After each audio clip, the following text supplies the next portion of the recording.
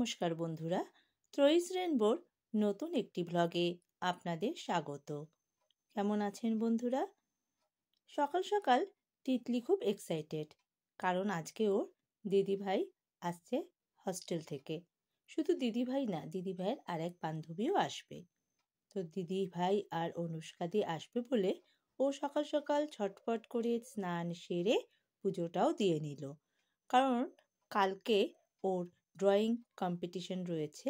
তো সেই কারণে ড্রয়িংটাও প্র্যাকটিস করবে, আর দিদিভাই আসলে ও দিদিভাইয়ের সাথে রেজাল্ট আনতে যাবে। আজকে শুক্রবার, ওর রেজাল্ট আউট হবে, এটা নিয়েও একটু টেনশানে আছে। আর এত সুন্দর প্রাকৃতিক সৌন্দর্য, প্রকৃতি কি সুন্দর সেজে উঠেছে দেখুন। আর দুদিন পরেই তো বসন্ত উৎসব, হোলি, এসবের জন্য মনটা বেশ উৎসব মুখর হয়ে উঠেছে। তো অনেকক্ষণ অপেক্ষা করার পরে যথারীতি ওর দিদিভাই আর অনুষ্কাদি ওরা শিলিগুড়ি থেকে চলে এলো। তো তিতলি তো খুব এক্সাইটেড, ও রেডি হয়েই ছিল, কারণ যে টোটোতে ওরা আসবে এই টোটোতেই ওদের সাথে আর কি তিতলি রেজাল্ট আনতে যাবে। তাই দিদিভাইরা সবাই ব্যাগটা যা যা ছিল লাগেজ এগুলো ঘরে রাখলো, আর বেশি দেরি না করে ওরা রেজাল্ট আনতে স্কুলের দিকে গেল। তো ওরা চলে যাওয়ার পরে আমি ঝটপট করে কিছুটা রান্না সেরে নিলাম, কারণ মা আছে, মাও চলে যাবে আজকে খাওয়া দাওয়া করে। তো ওরা রেজাল্ট নিয়ে চলে এলো। তো ও তিতলি যেটুকু পড়াশোনা করেছে তার ফলস্বরূপ ও যা পেয়েছে তাতে আমরা সবাই খুশি। হয়তো আগামীতে ও আরও ভালো করবে, এটাই ওকে বুঝিয়েছি, বলেছি। তো মোটামুটি সকালবেলা ভাত, আলু সেদ্ধ, ডাল, ডিম সেদ্ধ আর মাছ ভাজা। তো মৌলি বলেছিল যে সকালে এসে ও ভাত খাবে, কারণ জার্নি করে এসে লুচি পুরি কিছু খাবে না, তাই ভাতেরই আয়োজন করেছিলাম।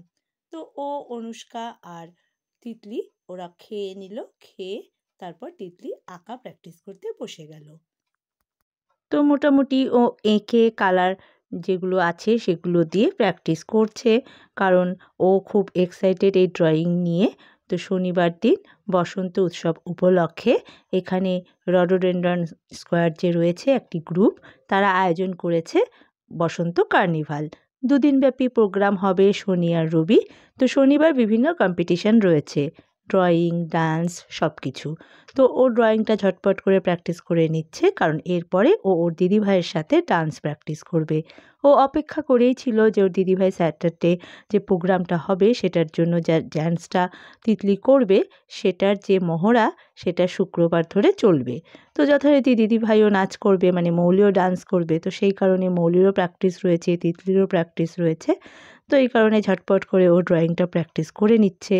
তো বেশ ভালোই আঁকছে বলুন। আর এদিকে মা আর অনুষ্কা দুজনে মিলে লুডো খেলছে। সময় কাটাতে হবে, বাইরের ওয়েদারটা খুব একটা ভালো নেই, মনে হচ্ছে বৃষ্টি হবে। আর মৌলি এদিকে একটু রেস্ট করছে। তো এর ফাঁকে আমিও ঝটপট করে রান্নাগুলো সেরে নিলাম। তো কাতল মাছের কালিয়া করব। তো তেল গরম করে জিরে ফোড়ন দিয়ে দিচ্ছি, কারণ সকালে তো মাছগুলো ভেজে রেখেছিলাম, ওদেরকে মাছ ভাজা দিয়েছিলাম। তো আলু আমি ধুয়ে কেটে রেখেছিলাম, তো আলুগুলো ভেজে নিয়ে তারপর যা যা মশলা যেগুলো ছিল, টমেটো বাটা, লঙ্কা বাটা, ওদিকে অল্প পেঁয়াজও বেটে নিয়েছিলাম, সাথে আদা বাটা আর হলুদ লবণ দিয়ে একটু জিরের গুঁড়ো দিয়ে ভালো করে আমি আলুর সাথে মশলাগুলো কষে নিলাম। তো ওদিকে ওরা ঘরে নেই, সম্ভবত ওদের নাচের মহড়া চলছে। তো আমি ভাবলাম মশলাটা ভালো করে কষিয়ে জলটা দিয়ে তারপরে ওদের নাচের মহড়া দেখতে যাব। তো মা ওদের সাথে ওখানে সময় কাটাচ্ছে, একা একা ঘরে ভালো লাগে না। তার মধ্যে আজকে বিকালে চলে যাবে, অনেক দিন ছিল মা আমার সাথে। তো মনটা একটু খারাপ। তো ওদিকে মৌলি, তিতলি নাচের প্র্যাকটিস করছে, আর অনুষ্কা এখন একটু রেস্ট করছে। তো যথারীতি আমার মশলা মোটামুটি কষে এসেছে। এবার মশলা কষা হয়ে গেলে আমি জল দেব।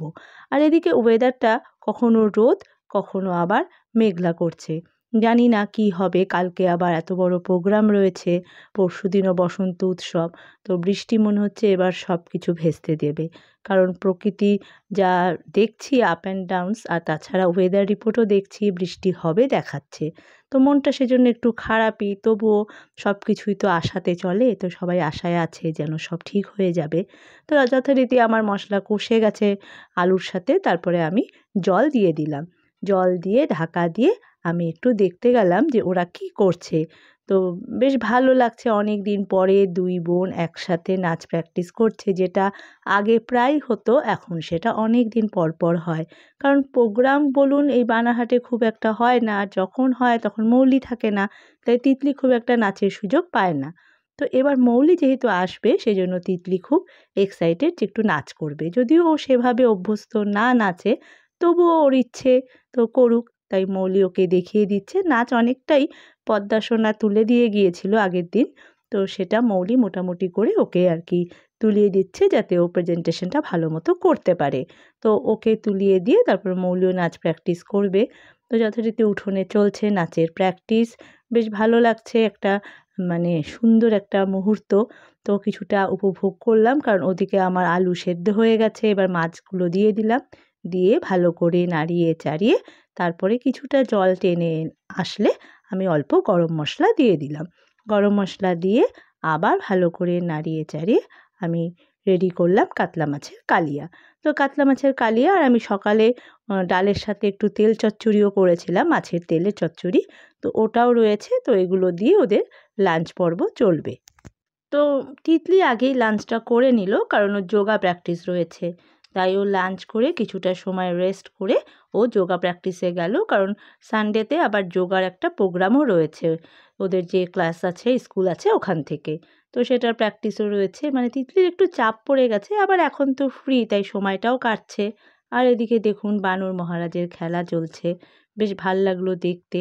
তো এদিকে আমি ঘরে এসে দেখলাম মোটামুটি 3:30টার উপর বাজে। তো মৌলিকে আর মৌলির যে ফ্রেন্ড এসেছে অনুষ্কা, ওদের দুজনকে দিয়ে দিলাম খেতে। মাও আগে তিতলির সাথেই খেয়ে নিয়েছে। ওরা সিনেমা দেখতে দেখতে বেশ গল্প করতে করতে দুই বান্ধবীতে লাঞ্চ সারলো। আর মা ওদিকে প্যাকিং করছে, বেরিয়ে যাবে 4টার মধ্যে, তো সেই জন্য মৌলি আর অনুষ্কা তাড়াতাড়ি করে খেয়ে নিল। খাওয়া দাওয়া হয়ে যাওয়ার পরে তারপরে যা যা ব্যাগ রয়েছে মার সব কিছু দরজার সামনে রাখা হলো, কারণ মা শুধু আমার এখানে না, তার আগে ভাইয়ের ওখানেও ছিল, তো ওই জন্য লাগেজ অনেকটাই হয়েছে। তো সব মিলিয়ে ওরা টোটোতে দুই বান্ধবী মিলে মার লাগেজগুলো উঠিয়ে দিল, আর মাও মোটামুটি যা যা ছোটোখাটো নেওয়ার নিয়ে তারপরে মা যাওয়ার জন্য প্রস্তুতি নিল। তো টোটো চলে এসেছিল, সমাপ্তকে বলা ছিল, তাই সমাপ্ত টোটো নিয়ে চলে এসেছিল সময় মতো। তো অনুষ্কা আর মৌলি মিলে যত লাগেজ ছিল মার সব কিছু ঠিকঠাক করে টোটোতে উঠিয়ে দিল, আর মাও আস্তে ধীরে সব গুছিয়ে নিয়ে বাড়ির পথে রওনা দিল।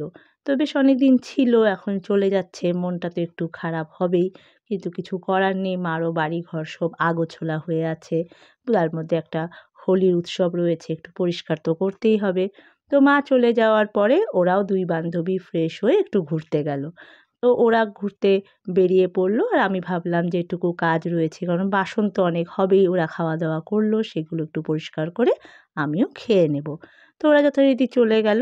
তারপর আমি যখন ঢুকছি ঘরে তখন দেখলাম বেশ ওয়েদারটা খুব সুন্দর, কিন্তু হাওয়া দিচ্ছে, তো হাওয়াটা বেশ উপভোগ করলাম, আর বেশ ভালো লাগলো, অনেক দিন সবাই মিলে আমরা আজকে একসাথে। তো যথারীতি ঘরে ঢুকবো, কাজ সারবো। তো আমার ব্লগ এখানেই শেষ হলো বন্ধুরা। তো আমার ব্লগ যদি ভালো লেগে থাকে অবশ্যই লাইক শেয়ার করে দেবেন, আর সাবস্ক্রাইব করতে ভুলবেন না কিন্তু। সবাই খুব খুব ভালো থাকবেন।